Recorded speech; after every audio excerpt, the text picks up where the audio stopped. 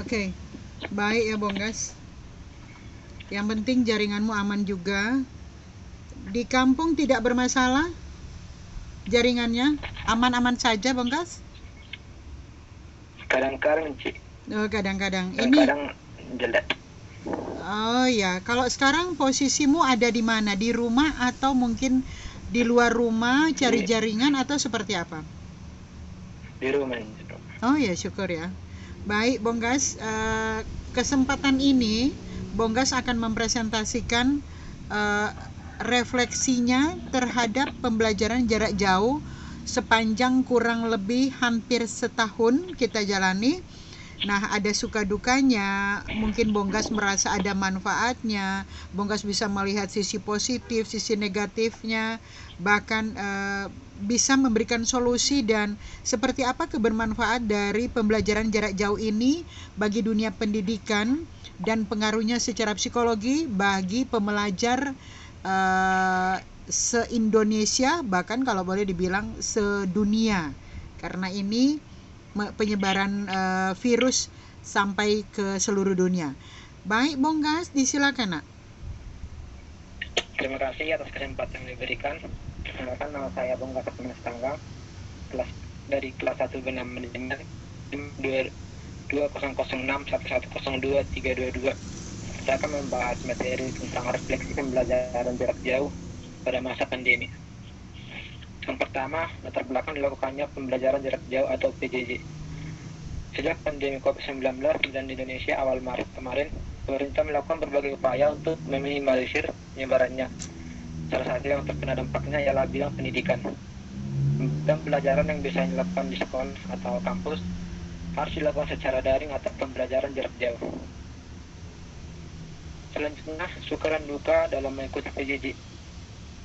Dalam mengikuti sistem belajar baru ini, kita harus beradaptasi dan pastinya ada suka maupun duka yang terjadi. Misalnya, suka dan duka yang saya alami. Untuk sukanya, yang pertama, dapat melakukan belajar di mana saja. Yang selanjutnya biaya lebih sedikit karena kita di rumah aja, jadi tidak perlu ada biaya-biaya tambahan seperti biaya ongkos, biaya jajan, dan lain-lain. Yang selanjutnya, punya banyak waktu bersama orang-orang terdekat, misalnya keluarga.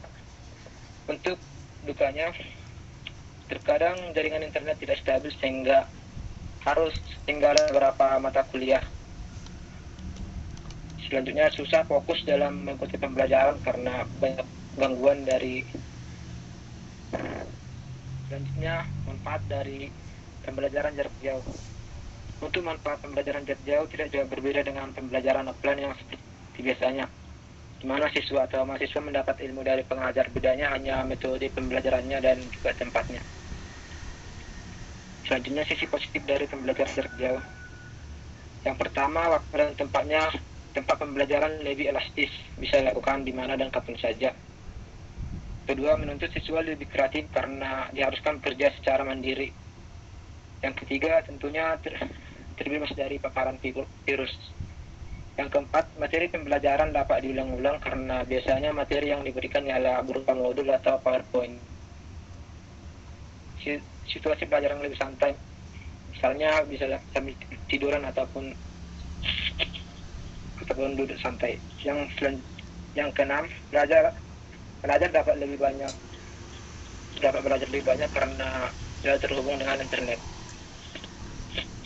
Untuk sisi negatifnya, yang pertama, jaringan internet jadi penentu keberlangsungan pembelajaran. Yang kedua, kesulitan berkonsentrasi karena banyak gangguan. Yang ketiga, komunikasi antara pengajar dan pelajar jadi berkurang. Yang keempat, jenuh dan bosan karena pembelajaran terus dilakukan di rumah. Yang kelima, ketergantungan pada gadget sehingga menurunkan kualitas kesehatan. Yang keenam, beban tugas yang berat sehingga muncul rasa stres. Yang ketujuh, pergaulan atau kemampuan berkomunikasi dengan yang lain belajar berkurang. Selanjutnya, solusi dan harapan selanjutnya untuk pembelajaran jarak jauh. Pertama, solusinya di kualitas internet semoga dapat diperbaiki pemerintah sehingga proses pembelajaran lebih efektif. Yang kedua, tenaga pendidik diharapkan tidak hanya memikirkan apa tugas yang akan diberikan selanjutnya, tapi juga harus berpikir bagaimana penyampaian materi berikutnya agar muridnya dapat lebih tertarik atau tidak bosan.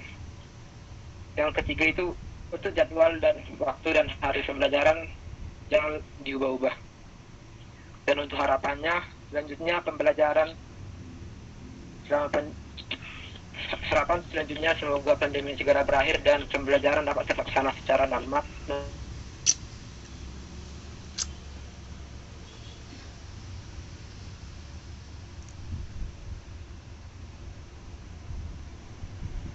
Dan karena pembelajaran jarak jauh adalah suatu hal yang baru, masih perlu perubahan untuk meminimalisir dampak negatif dan menunjang keberhasilannya. Dan semoga pandemi segera berakhir agar semua bisa berjalan normal seperti dulu. Terima kasih. Oke, terima kasih Bonggas. Masih sedikit terganggu ya, tapi puji Tuhan bisa selesai.